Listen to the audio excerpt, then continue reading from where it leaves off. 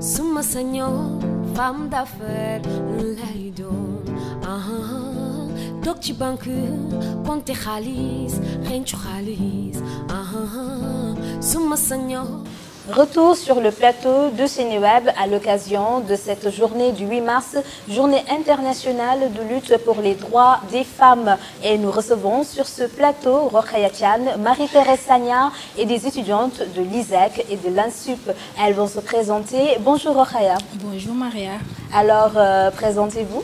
Alors, c'est Rokhaya Thiam, journaliste ici à Seneweb. C'est un plaisir pour moi de partager ce plateau avec ces magnifiques dames.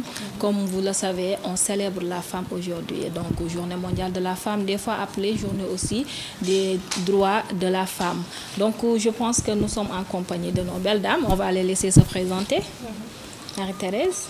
Merci Rokhaya, merci Maria. Voilà, chers internautes, nous sommes là pour faire le plateau. Je pense que nous sommes tous des femmes, donc honneur à nous. Donc nous vous laissons vous présenter, jeune demoiselle. Bonjour et merci pour l'invitation. Moi, c'est Madonna Agata, étudiante en licence 2 à INSUB Afrique. Et voilà, merci beaucoup. La suivante. Bonjour, je m'appelle Michelle Dabofay, étudiante en communication et journalisme à INSUB Afrique. Je vous remercie de l'invitation. Bonjour, je vous remercie de l'invitation. Moi, c'est Philomène Goïndjon, étudiante en licence 3 à ISEC.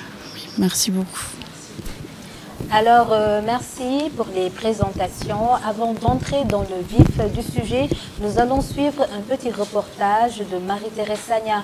Elle a donné la parole à des jeunes filles qui nous font part de leur futur métier, ce qu'elles aimeraient devenir dans quelques années. Élément. Suma Senhor, femme d'affaires, l'aido. Après le lycée, j'ai opté pour faire de la médecine, particulièrement de la chirurgie ophtalmique.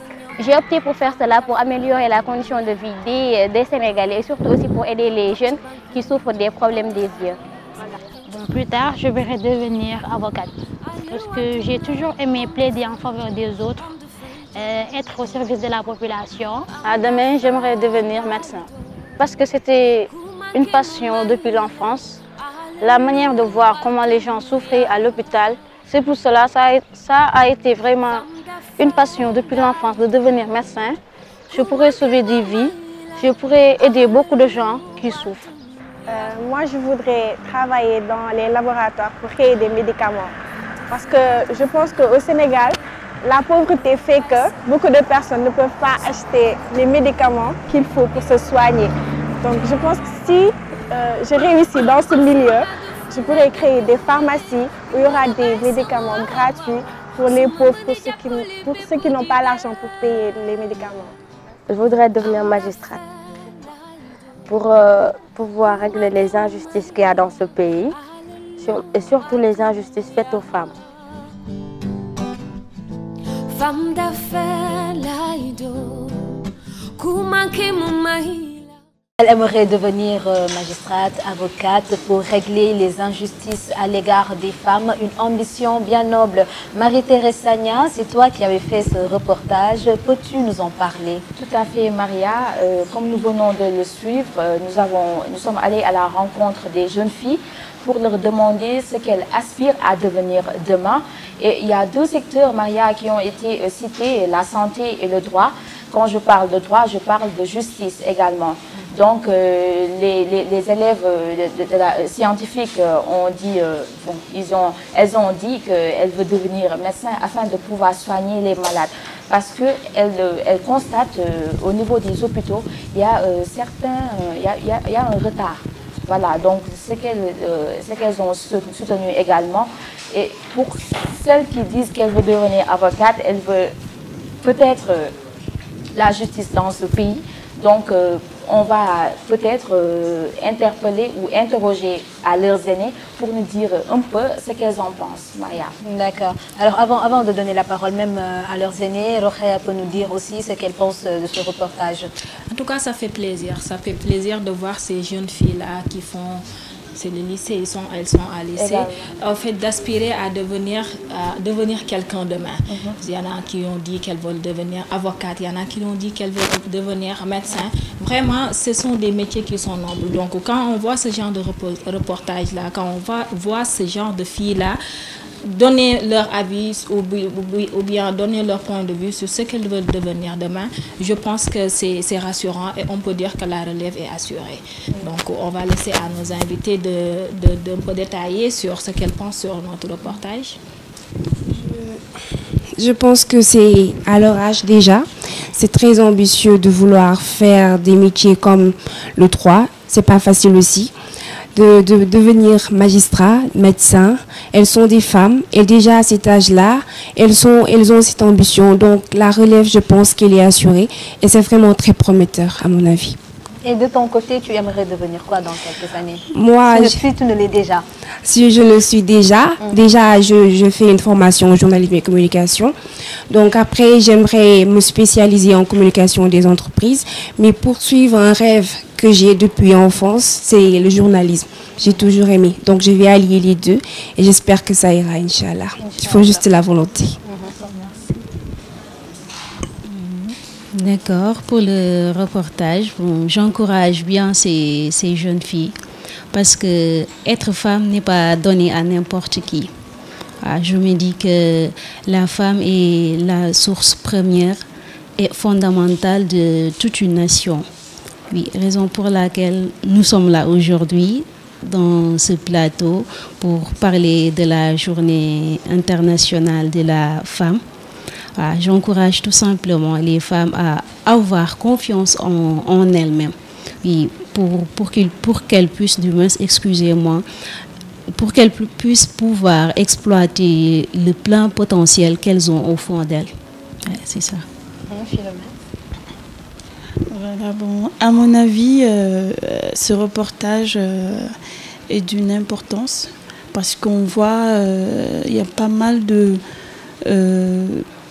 à voir au fond, voilà, on voit qu'elles sont déterminées, elles ont la volonté de devenir quelqu'un et de plaider ou bien de défendre les droits de la femme pour celle qui veut être avocate et l'autre magistrate. Sinon pour les autres, elles veulent devenir médecin ou ophtalmologue, c'est très important, on en a besoin. Et surtout, voir au niveau de la santé, pour les médecins et les docteurs, c'est vraiment... les femmes ne sont pas en majorité, si on constate bien, parce que c'est déjà le... comment je vais dire... elles font des études en S. Donc voilà, donc la majeure partie des filles elles disent que non, voilà, je peux pas faire ça, c'est trop dur pour moi. Mais pour elles, vraiment, c'est bon. Je suis fière d'elle en tout cas, en tant qu'aînée, je suis très fière. Voilà. D'accord, merci Philomène pour la réponse. C'est vrai que faire des études scientifiques, ce n'est pas facile. D'ailleurs, le thème de cette année tourne beaucoup autour d'innovation, industrie, technologie. Et on voit que vous avez opté pour des domaines, je veux dire des métiers qui découlent des domaines littéraires. Était-ce par peur, comme elle l'a dit, par peur des séries scientifiques? Non, je ne pense pas. Ce n'est pas par peur. Parce que je pense qu'une femme, quand elle veut, elle peut. Une femme, elle peut tout. Donc, si je voulais suivre la série scientifique, je serais allée avec beaucoup de volonté et j'aurais sûrement réussi. C'est avec cette pensée-là que les femmes doivent évoluer. Parce que quand on se limite, quand on dit je ne peux pas faire telle chose, forcément, on ne va pas le faire. Forcément, il y aura toujours des barrières. Et après, il ne faut pas revenir aussi pour être victime, pour se victimiser. Parce qu'il est trop facile de dire, aujourd'hui, je suis victime de violence, je suis victime de sexisme. Mais qu'est-ce que toi, en tant que femme, tu as fait pour aller au-delà de toutes ces conventions-là? D'accord. Alors, Rokhaya, tu en penses quoi? Alors, moi, j'ai juste une question à poser, peut-être à nos invités. On a vu de plus en plus les femmes, ou bien les filles, même à l'école, ont tendance à suivre les matières littéraires. Par exemple, elles sont surtout en L qu'en S. Est-ce pourquoi les filles, ou bien les femmes, fuient ces genres de filières?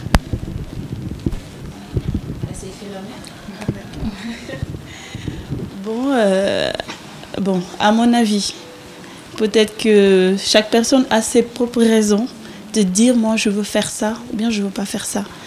Donc moi ce que je pense, et d'habitude quand je discute avec certaines, elles disent que voilà, peut-être c'est la science, les séries scientifiques, c'est trop masculin, c'est trop homme. Voilà, parce que là, si c'est la science, ça te mène vers, soit tu es docteur, médecin, scientifique, etc. Et pour ça, il faut un peu de courage. Je pense que c'est ça. Si tu as peur cet angle, de l'affronter, tu as peur d'affronter ce milieu, tu ne peux pas. Donc je pense que c'est la volonté et la force, en fait, c'est la force. Voilà, et pouvoir supporter. Ce ne sont pas des métiers faciles si on constate bien. Donc je pense que c'est ça, c'est la volonté, vraiment, c'est ça. Est-ce qu'il n'est pas temps aux femmes de s'imposer? Parce que, à t'entendre parler, tu soulèves que les femmes ont peur de se baser dans des domaines plus masculins. Est-ce qu'il n'est pas temps de s'imposer dans ces domaines-là? Oui, effectivement, il est temps, et je pense que ces filles, elles sont des lycéennes.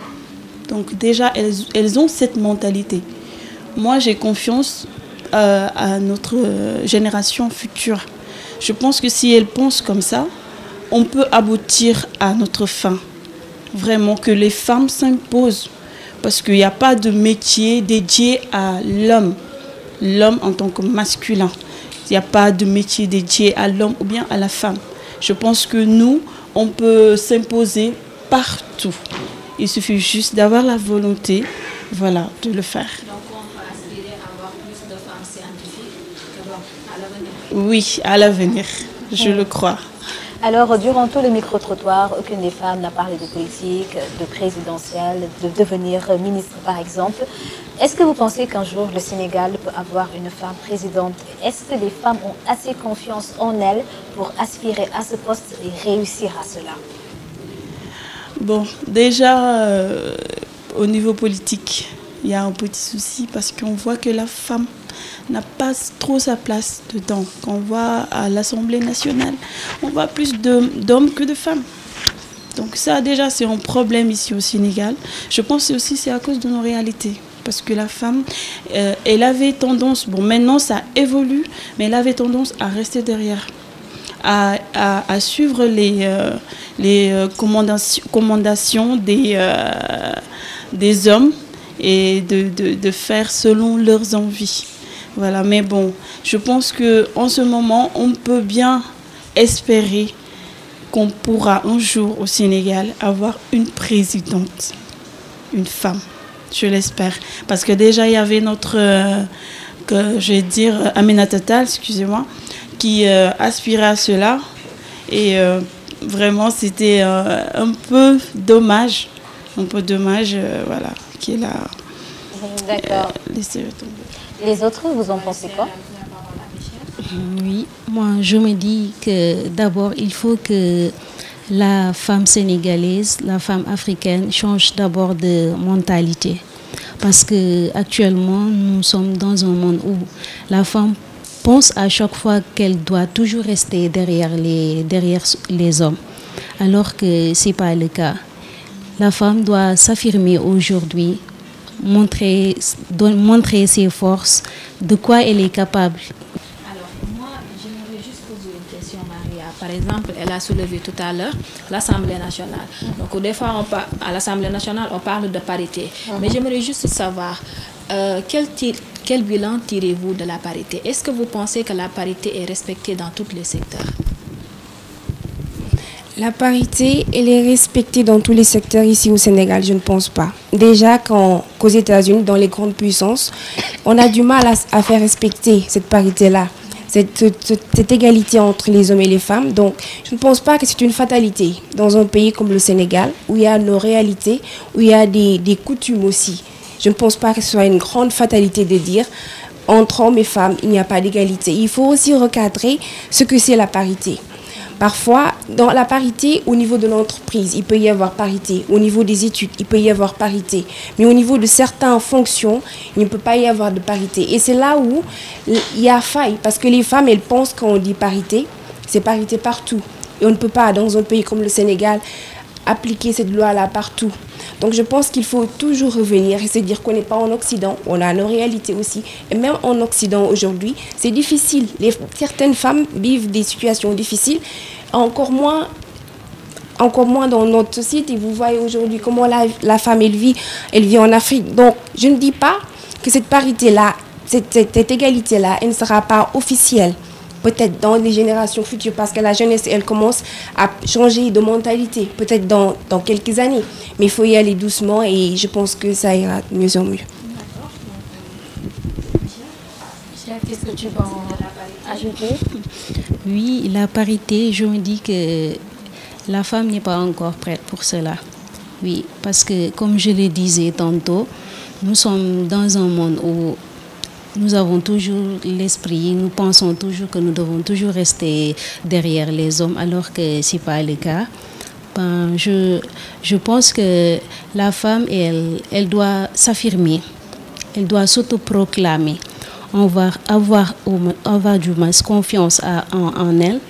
Puis par exemple, tout à l'heure, nous avons eu dans le plateau une femme entrepreneur. Oui, elle m'a bien plu, je l'ai aimée, voilà.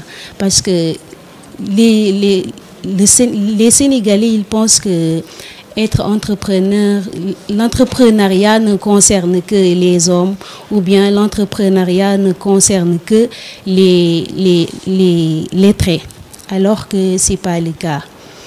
L'entrepreneuriat ne concerne tous les illettrés. Oui, concerne les femmes au foyer, parce que j'aime bien. Il y a une femme qui a attiré mon attention du moins dans mon village à Boyenne. Cette femme, elle est une femme battante.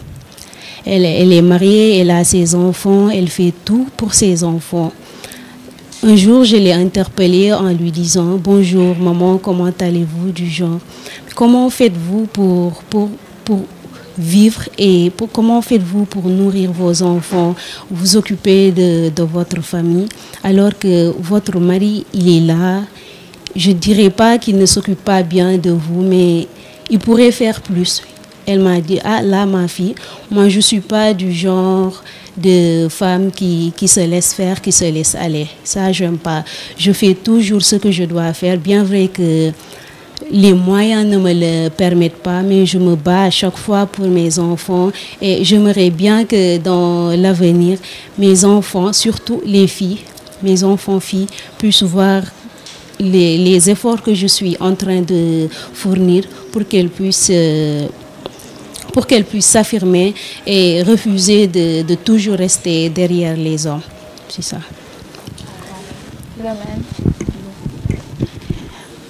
Par rapport à ce que mes consoeurs ont dit, bon, peut-être c'est les mentalités qui diffèrent ou bien les croyances. Moi, le fait de croire que nous ne sommes pas prêtes, déjà en tant que femmes, c'est dangereux pour moi. Nous sommes prêtes. Nous sommes prêtes, c'est pour cela qu'on a lancé ce combat de revendiquer nos droits.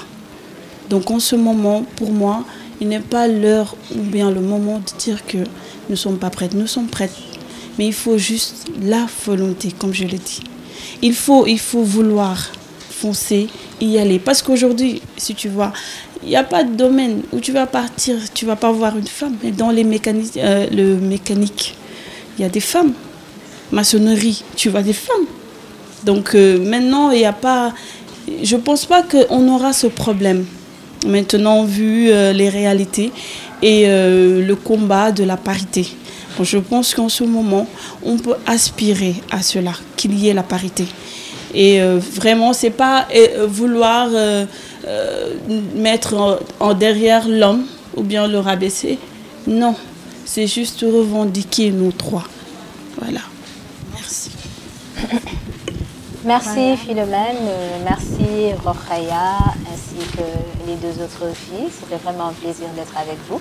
Avant de clôturer ce débat, ñu def ko tuuti ci wolof Ndeye Rokhaya dañu tënkalaat tuuti lu ci jot a ruus ci kàddu. Je pense que suñu plateau bi tey riche na ndax vraiment jigéen ñi ñu fi am tey wan nañ ne jigéen cëram il est temps que ñu jox ñu ko.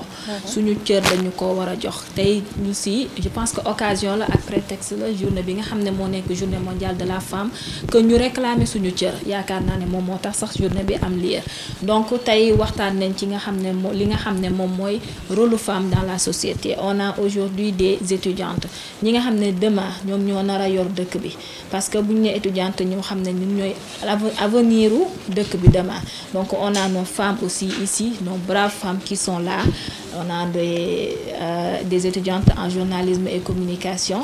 Je pense que mu nekk milieu bi nga xam ne ñun ci la ñu nekk waxtaan nañ nag ci lépp mu nekk femme rôle femme bi waxtaan nañ aussi li nga xam ne moom mooy loi bi nga xam ne jigéen ñi moom lañ doon kaas moom moo nekkoon seen combat muy parité. Donc xam nañ ne volonté bi moo ngi fi donc il suffit seulement de nous faire confiance, de nous donner les rênes et comme ça on va montrer nos preuves. Alors Marie-Thérèse. Voilà, man dama naan allez les femmes ñun ñëpp may wax rek comme ni ngeen ko waxee rek ñu nekk ci 8 mars jour bi nga xam moom lañ ko jagleel jigéen ñi jigéen mooy jur moo nekk ci kër gi mooy nekk tey ci entreprise yi boo xoolee ci mbedd bi nii rek jigéen ñi ñoo ëpp sax ñuy dawal léegi Maria ñii di dawal oto ak ñoom Kia et tout léegi ñu dalal fii ñi nga xam ñoom ñooy étudiantes yi suba ñoom ñoo war a nekk ñi nekk ci kanam tey ji ñu dalal Philomène Michel et suñu soxna si bu baax bi damay lépp surtout voilà tey ji ñuy wax rek ni que jigéen waratul dellu gannaaw dañ na war a nekk ci kanam parce que du góor yi rek ñoo ñu war a diri tey jii ñun dañoo war a fësal suñu bopp wane ni que on peut le faire c'est un combat ñun ñëpp ko war a porter jëmale ko rek ca kanam man daal loolu la am lu may wax daal. Madonna wala Elena. Michel. Oui, moi de ce fait je conseille juste aux femmes d'écouter, de lire au moins une citation de son wolof seetul bu baax nag c'est parce que je suis sérère quand même oui waaw di wax kii ni man y a toujours une citation du moins qui me motive à chaque fois. C'est une citation de Martin Luther King quand il nous dit croyez en vos rêves et ils se réaliseront peut-être, mais surtout croyez en vous et ils se réaliseront sûrement.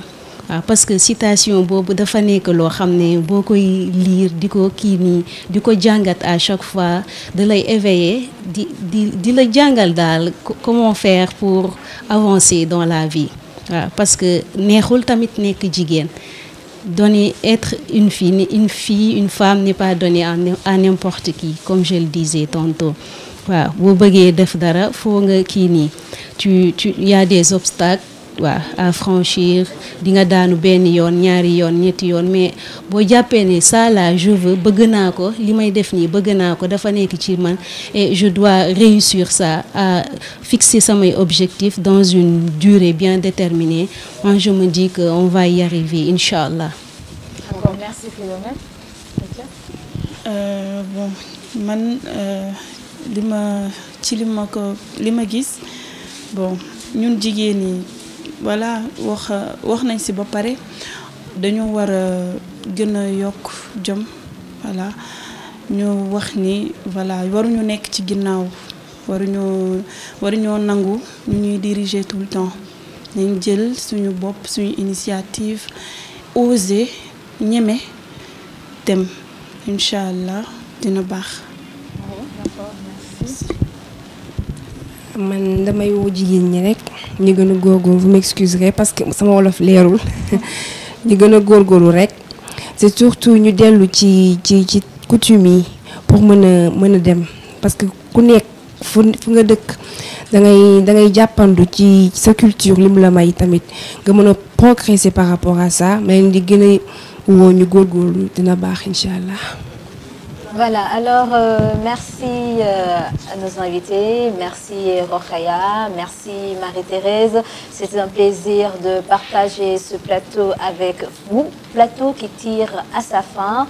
Merci à nos chers internautes de nous avoir suivis pour cette journée du 8 mars. C'était un plaisir d'être avec vous. À bientôt. Femme d'affaires, lay doon toog ci banque compte xaalis